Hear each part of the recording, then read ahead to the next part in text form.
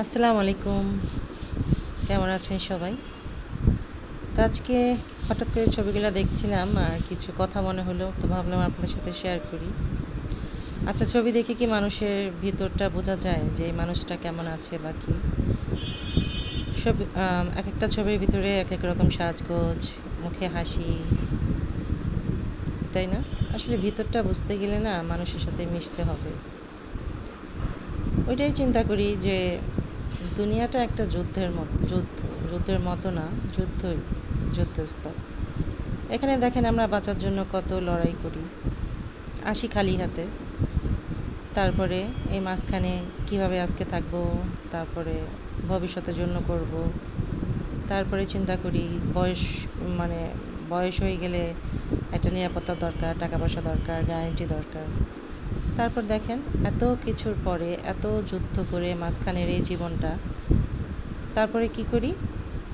খালি হাতে আবার সে আল্লাহর কাছে চলে যাই। তো এই যে মাঝখানের এই যুদ্ধ, এই জিনিসগুলো কিসের জন্য আমি আসলে এগুলো বুঝি না। এই যে আমাদের এই শরীর নিয়ে আমরা তো বড়াই করি, আমি সুন্দর, এটা সেটা, আমার হ্যান আছে ত্যান আছে। আমি মরে গেলে আমি কি আমার এই শরীরটা এইভাবে ধরে রাখতে পারবো? এই শরীর তো মাটির সাথেই মিশে যাবে, ওই একই কবরে যাব, একই মাটির নিচে, যাদেরকে আমরা ছোট করে কথা বলি।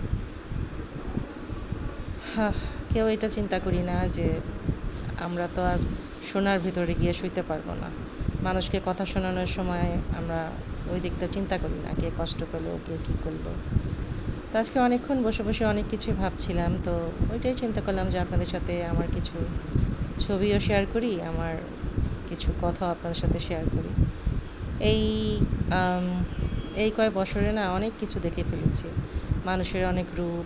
আমিও যে ফ্রেশ তা ব্যাপারটা তা না, দোষগুলো মিলিয়ে মানুষ, আমারও ভুল আছে, হয়তো কারো বেশি কারো কম।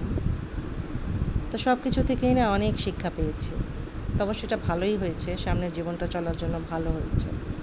মানুষ চেনা দরকার, জীবনে বেঁচে থাকার জন্য আসলে মানুষ চেনা দরকার। তাই তো আজকে ছোট্ট একটা ভিডিও আপনার সাথে শেয়ার করলাম, কেমন লাগলো জানাবেন। আমার কথায় বা ভিডিওতে কোথাও কোনো ভুল হয়ে থাকলে সেটা অবশ্যই ক্ষমার সুন্দর দৃষ্টিতে দেখবেন। সবাই ভালো থাকেন, আজকে এই পর্যন্তই। আল্লাহ হাফেজ, আসসালামু আলাইকুম।